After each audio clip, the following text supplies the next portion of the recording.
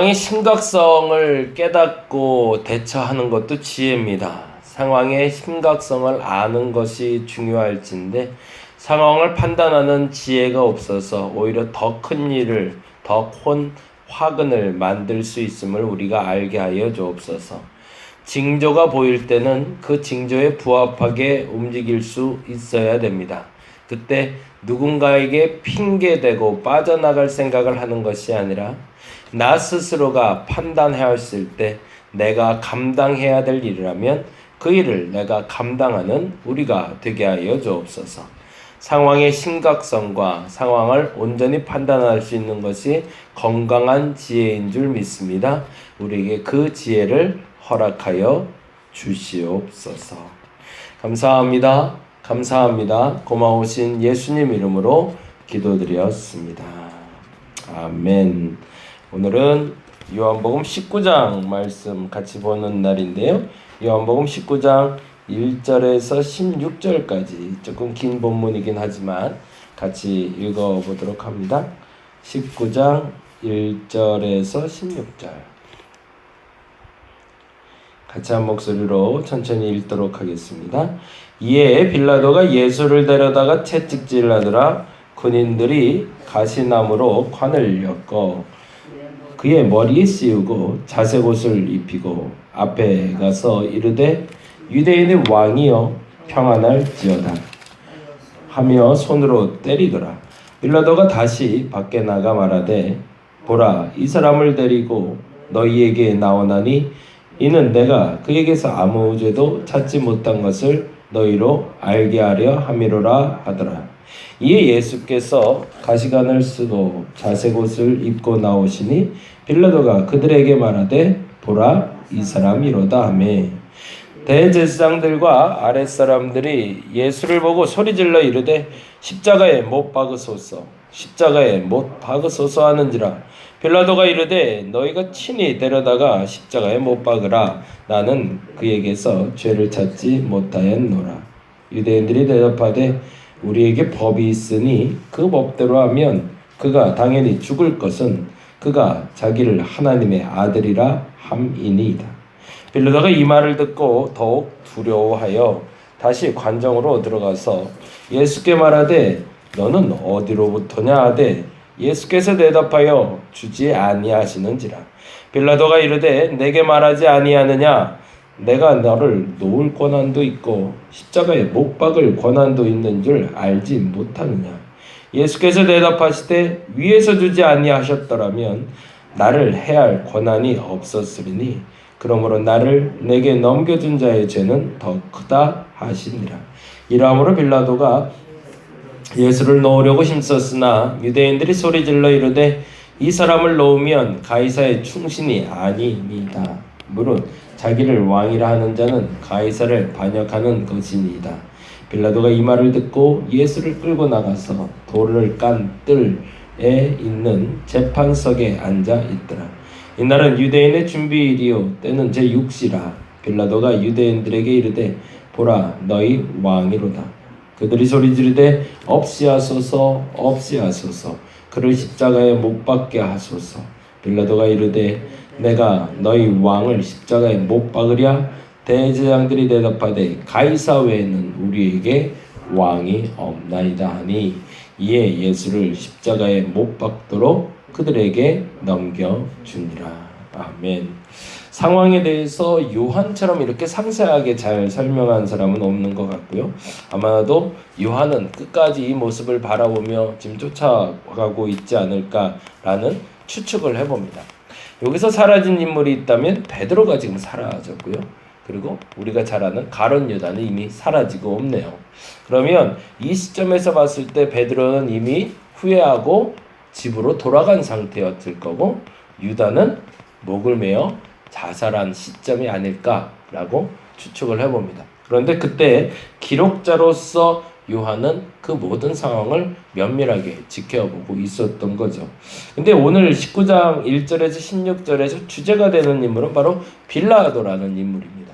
빌라도의 마음속으로 한번 들어가서 한번 같이 글을 읽으면 좋겠다 싶은데요. 빌라도의 행동이 크게 세 가지가 나와요. 첫 번째 행동은 19장 1절인데요. 같이 한번 읽어볼까요? 19장 1절. 이에 빌라도가 예수를 데려다가 채찍질하더라. 이게 첫 번째 질문이에요. 왜 빌라도가 이렇게 행동했을까? 지금 앞선 본문에서 이른 새벽에, 아니 늦은 밤부터 이른 새벽까지 빌라도를 귀찮게 하는 유대인의 무리가 있었어요. 그리고 한 남자를 데려왔는데 그 남자를 어떻게 좀 해결해 달라고 데려왔던 상황이죠. 근데 몰골을 보아하니 예수님이 어떤 형태였을까요? 그렇게 썩 괜찮은 상황은 아니었을 것 같아요. 우리가 잘 아는 대로 이사야서에 기록된 대로 그의 모습이 볼품없고 형편없는, 아주 삐쩍 마르고, 그리고 어찌 보면 좀 이렇게 먼지투성이에 긴 머리에 밤에 잠을 못 잔 초췌한 모습에 한 30대 젊은 남자 그 이상 그 이하로는 안 보였겠죠. 그러니까 소위 말해서 좀도둑 정도.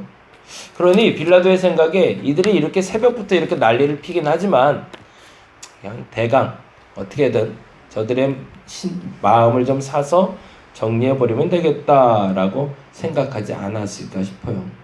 그래서 빌라도가 채찍질한 이유는 이미 그에게 죄를 정하고 때린 것이 아니라 내가 이 정도 얘한테 해놓으면 유대인들도 그냥 그러려니 하고 넘기지 않을까라고 생각하며 한 행동이 바로 예수님을 채찍질한 행동입니다. 그러면 예수님을 채찍질할 때 건성으로 했을까요? 아니면 그들이 보기에 이 정도로 빌라도가 해코지를 했으면 풀어줘도 되겠다 싶을 정도로 해코지를 했을까요? 후자의 경우겠죠. 왜냐하면 유대인들에게 보여져야 되니까. 예수님이 채찍을 맞고 그리고 그 다음 절에 나온 군인들이 가시나무를 관을 섞고 그 머리에 씌우고 자색 옷을 입히는 것처럼 소위 말해서 조롱하는 모습이 유대인들 보기에 저거 왕도 아니고 저거 하나님의 아들도 아니고 볼품없는 한 남자잖아 라고 보여질 만큼 창피하고 수치스럽고 고난당한 모습을 보이기 위해서 아주 신랄하게 채찍질을 했겠죠. 이유는 하나였습니다. 무시한 거였죠. 예수를 예수로 보지 못한 거였죠. 그러니까 상황의 심각성을 빌라도는 파악하지 못하고 있었던 겁니다. 또 소요가 났고 이 소요 일반적으로 아마 그렇게 해석해 왔던 것 같아요. 한번 소요가 날 때마다 그렇게 한번 혼쭐을 내고 떠나보내면 사람들이 그러려니 알고 또 흩어지니까 또 그렇게 한 거였죠. 이 얘기가 어디에 나오냐면요. 사도행전에 보면 베드로가 잡힐 때 그리고 제자들이 잡힐 때 나와요. 제자들이 잡혀서 사람들이 우우하고 오니까 또 판단을 해주길 채찍질 몇 번 하고 풀어줘라 라고 얘기하는 장면들을 우리는 사도행전을 통해서 보게 됩니다. 아마도 그러한 경우로 예수를 충분히 풀어주고 이 소요를 끝낼 수 있겠다고 빌라도는 생각했던 거죠. 근데 그게 착각이었던 거죠. 그렇게 하고 나서 다음과 같이 이야기합니다.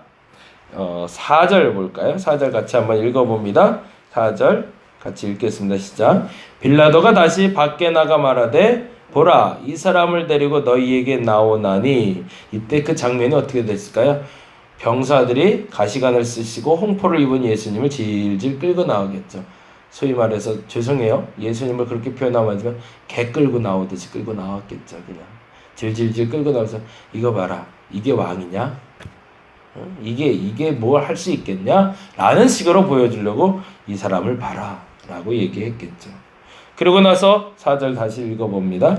빌라도가 다시 밖에 나와 말하되 보라 이 사람을 데리고 너희에게 나오나니 이는 내가 그에게서 아무 죄도 찾지 못한 것을 너희로 알게 하려 함이로라. 이거는 빌라도의 정직성을 얘기하는 것이 아니라 이건 죄를 지을 만한 존재가 아니다.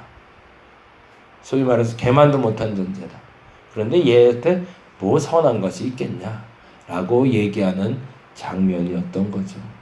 그러고 나서 5절에 이렇게 얘기합니다. 5절 다시 한번 읽어봅니다. 이에 예수께서 가시관을 쓰고 자색 옷을 입고 나오시니 빌라도가 그들에게 말하되 보라 이 사람이로다. 그건 뭐예요? 네가 봐도 알지 않겠냐? 이 인간이 뭘 할 줄 알겠냐 라고. 근데 이 글을 읽는 독자의 관점에서 좀 가보면요, 요한이 이 글을 기록할 때 사람들의 머릿속에 싹 스치는 본문이 하나가 있었을 거라는 거예요. 그게 바로 요한복음 1장입니다. 1장 한번 가볼까요? 사실은 우리는 지금 이제 새벽 예배 이렇게 읽고 있으니까 한 장 한 장 보다 보니까 이게 한참 오래 걸리지만 요한복음 전체를 읽어내고 그리고 사람들에게 이야기할 때는 그리 오랜 시간이 걸리진 않았을 겁니다. 그런데 앞선 구절에 이런 구절이 있어요. 1장 29절 같이 볼까요? 1장 29절 같이 한번 읽어보겠습니다.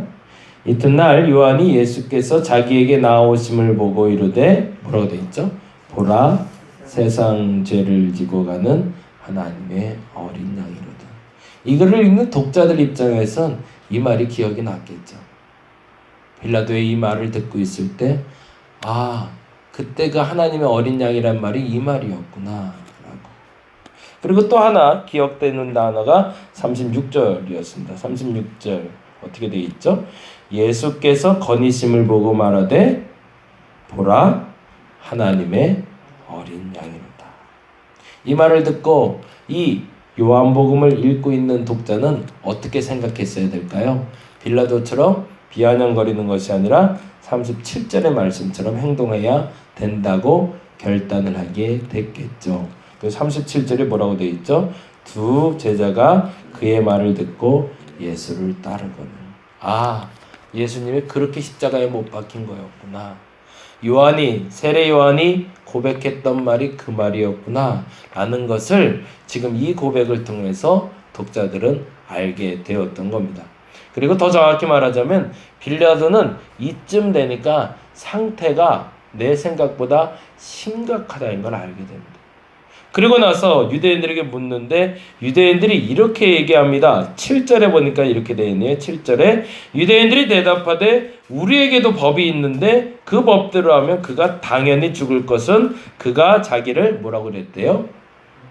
요한복음 19장입니다. 19장 7절에 유대인들이 대답하되 우리에게 법이 있으니 그 법대로 하면 그가 당연히 죽을 것을 그가 자기를 뭐라고? 하나님의 아들이라 함이라. 이 부분에서 앞서 말씀드렸던 1장 19절하고 36절을 독자들은 읽어냈을 거고 이 글을 읽은 사람이 아니라 빌라도가 이 말을 들었을 때 큰 두려움에 사로잡히게 되는 거죠. 그 두려움은 두 가지였던 거예요. 첫째는 상황이 생각보다 심각하구나. 이거 강성으로 그냥 소요가 났으니 채찍질 몇 번으로 풀어주고 조롱해서 끝날 일이 아니구나 라는 걸 알게 됐고, 두 번째로 너무 중요한 부분인데 약간 찔끔하면서 차가운 거지만 이거 얘들의 신적인 부분을 건드리는 거 아니야? 라는 두려움이 찾아왔던 거죠. 그러자 8절 9절에 이렇게 얘기합니다. 8절 9절에 빌라도가 이 말을 듣고 더욱 두려워하여 다시 관장에 들어가서 예수께 말하되 뭐라고 되어 있죠? 너는 어디로부터냐? 도대체 넌 뭐냐? 라는 거죠. 내가 이렇게 너를 조롱해도 되는 존재였던 게 맞는가? 이렇게 넘어가도 되는 건가? 너 좀 다시 얘기 좀 해봐. 너 진짜 뭐야 정체가? 라고 얘기하고 있는 거죠. 그러자 예수님이 대답을 하지 아니하십니다. 그러자 10절에 빌라도가 재촉을 합니다. 빌라도가 이르되 내가 지금 말하지 않냐? 내가 너한테 묻지 않냐? 도대체 넌 뭐야? 도대체 왜 잡혀온 거야? 내가 너를 놓을 권한도 있고 십자가에 못 박을 권한도 있는 걸 넌 알지 못하냐? 라고. 근데 예수께서 아주 재미난 반어법으로 이렇게 표현하세요. 11절에 예수께서 대답하실 때 위에서 주지 아니하셨더라면, 그러면 위에서라는 말은 뭘까요? 하나님이겠죠. 주지 아니하셨다는 건 무슨 뜻일까요? 네가 나를 놓을 권한과 십자가에 막을 권한을 가졌다고 착각하지 마라. 그 권한은 누구의 것이다? 하나님 것이다. 이게 요한의 고백인 거죠. 빌라도가 예수를 못 박은 아니다. 십자가에 달려 돌아가게 하신 건 빌라도의 손을 통해서 하나님이 하신 일이다 라고 고백하고 있는 거죠. 이쯤 되자 빌라도가 다음과 같이 행동을 합니다. 그것이 12절이죠. 이러함으로 빌라도가 예수를 놓으려고 힘썼으나 유대인들이 소리질러 이르되 이 사람을 놓으면 가이사의 충신이 아니다. 이 말에 빌라도가 넘어가게 되는 거죠. 거기다 줄을 쳐놓죠. 가이사의 충신이 아닙니다. 계륵같이 빌라도가 버리지 못했던 말인데요. 사실은 본인은 유대인들의 통치자로 왔지만 그럼에도 불구하고 사실은 로마의 로마의 사냥개로 와 있는 거라. 자기 임의로 무엇이든지 할 수 있는 존재가 아님을 본인도 알고 있었던 거죠. 그러니 결국에는 가이사의 충신이 되지 않는 경우라면 내가 아무 의미가 없다는 것을 그 찔림으로 빌라도가 깨닫게 된 겁니다. 그러자 그 다음 행동이 13절이죠. 그 다음 행동이 15절 16절이죠. 15절 그들이 소리 지르되 없이하소서 없이하소서 그를 십자가에 못 박게 하소서. 빌라도가 이르되 내가 너희 왕을 십자가에 못 박으랴. 대제장들이 대답하되 가이사 외에는 우리에게 왕이 없나이다 하니 이에 예수를 십자가에 못 박도록 그들에게 넘겨주니라. 그때 이미 심각성을 깨달아 알게 되었고 이때 빌라도는 매우 나쁜 결단을 하게 됩니다. 그게 뭐죠? 자기가 가진 권한을 회피해버리는 거죠. 그러면 빌라도의 손을 떠나 끝났을까요? 아니요. 성경은 그리고 우리는 사도신경을 외울 때도 아직도 빌라도의 이름을 외치고 있습니다. 결국엔 빌라도의 죄값이었던 거죠. 남북관계가 생각보다 심각해질 것 같아요. 남북 연락사무소가 터졌어요. 순간적으로 일어난 즉흥적인 행동은 아닌 것 같아요. 북한이라는 곳에서 쌓여왔던 일인데 근데 요번에 삐라 날리는 것을 계기로 북한에서 얘기는 했지만 그때 남한이라고 말하는 그들이 대한민국이 그걸 너무 경솔하게 생각했던 것 같아요. 또 저러다 말겠지 뭐. 저렇게 뭐 발표하고 끝나겠지. 사태의 심각성을 제대로 이해하지 못했던 거죠.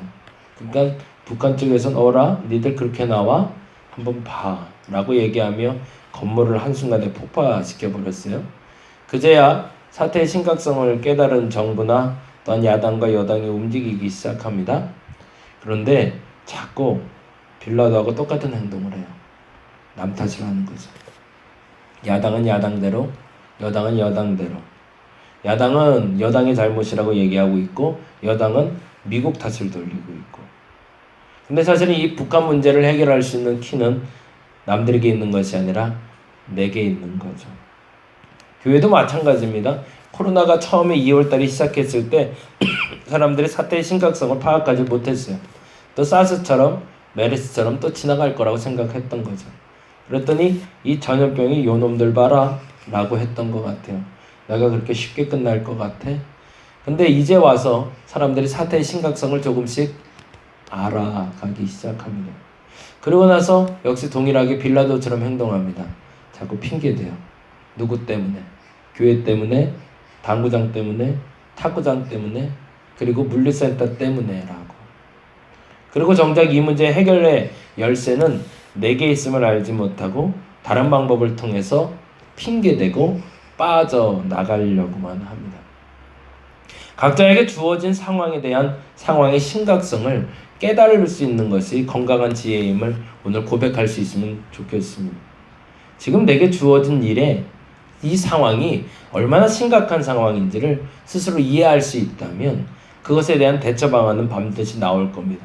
근데 대처 방안이 나왔을 때 그것에 대해서 남 핑계대고 나는 제3자가 되려고 애쓰기보다 이 문제가 내가 해결해야 될 문제라 자각하고 앞서 나가는 사람이 그 문제의 해결의 열쇠를 가진 사람이 될 것이고 그 문제가 해결된 이후에 당당하게 그 문제 앞에 설 수 있는 사람이 되어줄 겁니다. 오늘은 그렇게 했으면 좋겠습니다. 내게 주어지는 상황의 심각성을 알게 하옵소서. 그냥 또 지나가는 일이겠지. 또 이러다 끝나겠지. 라는 착각으로 내게 주어진 상황들을 그냥 그렇게 지나보내는 것이 아니라 그 어떤 일이라도 심각성을 알아. 그것을 남들이 해결해주기 원하는 것이 아니라 내가 해결할 문제로 알고 그렇게 기도하고 해결하는 내가 되게 해달라고. 그렇게 기도해서 이 남북 문제도 이 코로나의 문제도 잘 온전히 건강하게 해결될 수 있도록 하나님이 이끌어달라고 그렇게 기도하는 저와 여러분 되시기를 간절히 바랍니다. 기도하겠습니다. 상황의 심각성을 우리가 알지 못하고 있습니다. 또 그러다 말겠지. 이런 때에 굳이 그러한 단어들이 얼마나 무서운 결과들을 가져오는지를 눈으로 보고 있습니다. 코로나19를 우리는 너무나 우습게 여겼습니다. 북한에서 발표하는 성명을 우리는 너무나 우습게 여겼습니다. 그래서 그 일들이 터지고 나서야 큰일 났네 라고 생각합니다. 그런데 정작 큰일은 났지만 이 일에 대한 해결을 내가 하려고 하진 않고 남 핑계댑니다. 누구 때문에, 저것 때문에, 이 사람 때문에. 문제 해결이 된다 할지라도 나는 또 아무 상관없는 사람이 되고 맙니다. 하나님, 문제의 심각성을 알 수 있는 건강한 지혜를 허락하여 주시옵소서. 그리고 그 문제의 해결을 할 수 있는 건강한 지혜로 오늘의 문제를 내가 해결해 갈 수 있는 우리가 되게 하여 주옵소서. 오늘은 그래서 저 북녘 땅의 동포들을 위해서 함께 기도하는 시간을 가졌으면 좋겠습니다. 그리고 이 코로나19의 바른 해결을 위해서 기도하는 시간을 가졌으면 좋겠습니다. 하나님, 우리들의 기도에 응답하여 주시고 건강한 지혜를 허락하여 주시옵소서. 감사합니다. 고마우신 예수님 이름으로 기도드렸습니다. 다 같이 기도하고 돌아가도록 하겠습니다.